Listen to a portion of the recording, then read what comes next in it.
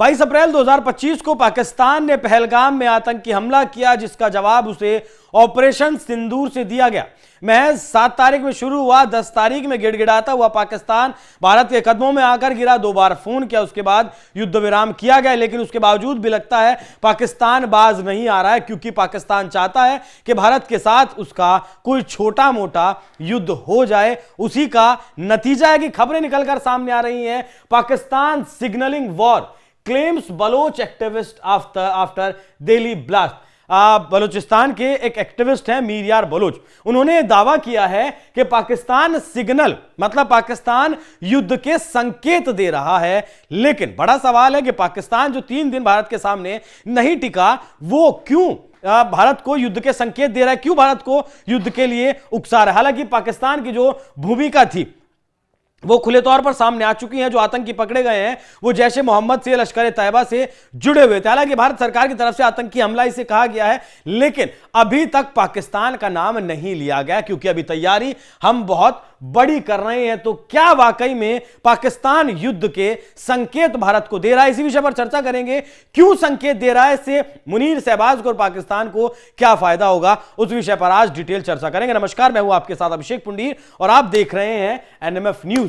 मीर यार बलोच उनका Twitter handle है, उन्होंने लिखा है कि clear sign of war, Baloch activist blames Pakistan in wake of Delhi blast. मतलब ये मीर यार बलोच मानते हैं कि दिल्ली का जो धमाका है वो पाकिस्तान ने किया है और पाकिस्तान युद्ध का साफ संदेश दे रहा है कि आप हमारे साथ आइए और हमारे साथ युद्ध को करिए। क्योंकि हम पाकिस्तान, ये बलोच नेता के बारे में आपको थोड़ा सा बता दूं, ये कहते हैं कि हम पाकिस्तानी नहीं है। बलोच नेता ने की आजादी की घोषणा, भारतीयों से कर दी बड़ी अपील और उन्होंने भारत से कई बार साथ भी मांगने की बात कही है कि आप हमारा साथ दीजिए। जो 6 करोड़ बलोच हैं वो पूरी तरीके से आपके साथ हैं। असल में सारी कहानी जो आती है वो सारी कहानी आकर टिक जाती है यहां पर, कहां पर? विकास पर निशाना।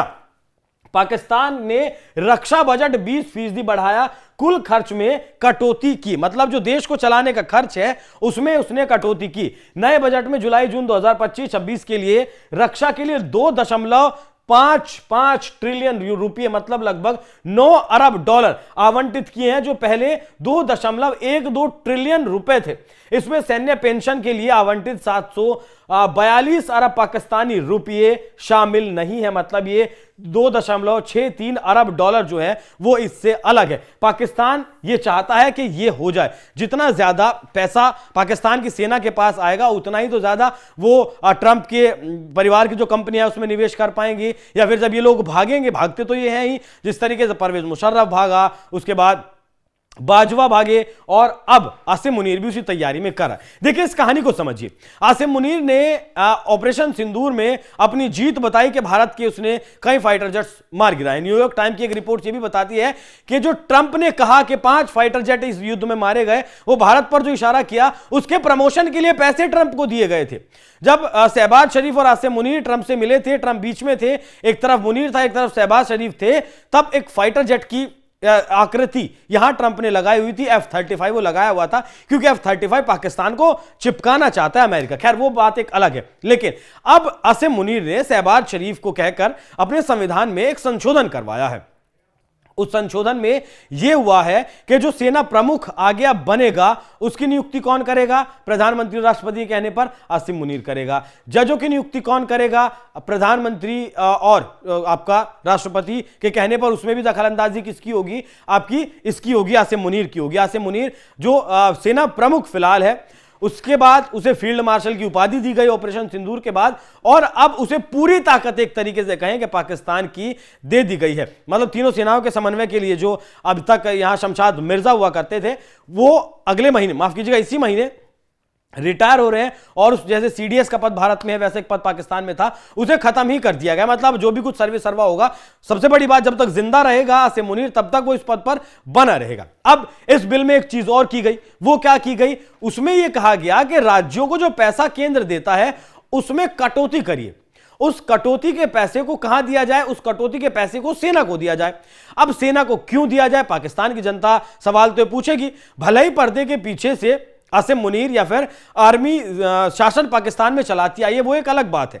यह भी आपको बता दूं कि प्रत्यक्ष तौर पर पाकिस्तान की सेना ने 33 साल पाकिस्तान पर राज किया है और लगभग 45 साल पर्दे के पीछे से, मतलब प्रधानमंत्री रहा है, लेकिन उस प्रधानमंत्री को सेना प्रमुखों ने पाकिस्तान की चलाया है। तो यह पाकिस्तान का हाल है। अब जब राज्यों के बजट में कटौती होगी तो उस पैसे को सेना को दिया जाएगा। अब राज्यों की जनता पूछेगी, देश की जनता सवाल पूछेगी कि हमारा बजट, हमारा पेट काटकर सेना को क्यों दिया जा रहा है। तो इसलिए पाकिस्तान चाहता है कि वो भारत के साथ उलझ जाए, छोटी मोटी लड़ाई लड़ ले।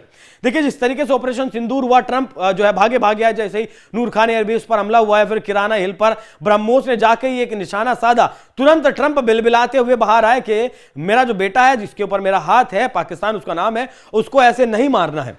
युद्ध को रुकवाने की वो 50 से ज्यादा बार बात कर चुके हैं। अब भी अगर पाकिस्तान भारत को उकसाता है, और भारत ने कहा हुआ है पहलगाम के बाद, अगर अब कोई भारत के ऊपर आतंकी हमला होता है तो वो सीधा एक्ट ऑफ वॉर माना जाएगा। और इसीलिए भारत सरकार बहुत संभल कर चल रही है। दिल्ली में वो धमाका पहले धमाका कहा गया, जांच हुई, एफएसएल की टीम ने 42 नमूने इकट्ठे किए, उसके बाद ये कहा गया कि आतंकी हमला है।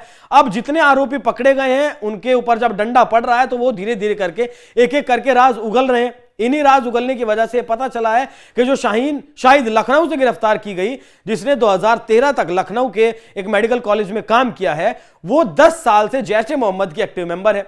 उसके अलावा 7 और डॉक्टर वहां गायब हैं। फिलहाल जो आतंकी उमर था उसका सीधे तौर पर जैश ए मोहम्मद से कनेक्शन मिला है और अफगानिस्तान में बैठकर, और उसका है जो हैंडलर था वो अफगानिस्तान में बैठा था, वहां से उसे ऑपरेट कर रहा है। तो सारे तार भारत ने जोड़ लिए हैं। अब जब भी ये एक्ट ऑफ वॉर भारत सरकार कहेगी, मतलब पाकिस्तान का पूरी तरीके से काम तमाम यहां पर किया जाएगा। साथ में मीर बलोच का एक और कहना है, उनका यह कहना है कि भारत को प्रिसाइसली वार करना चाहिए, मतलब जो हमला करना चाहिए इजराइल की तरह।